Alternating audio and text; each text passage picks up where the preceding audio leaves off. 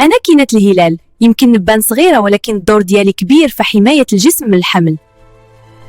خاصك غير تشربيني كل نهار باش نخدم خدمتي مزيان. اول حاجه كنمشي للبويضه ونقول ليها هاد الشهر ما كاين تبويض.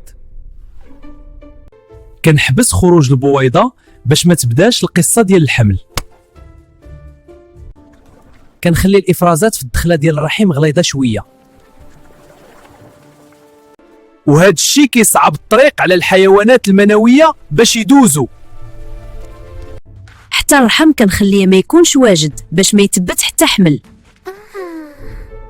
الا نسيتي تشربيني وتفكرتي قبل 12 ساعه غير شربيني. الا فات اكثر من 12 ساعه شربيني دابا واستعمل واقي مده اسبوع.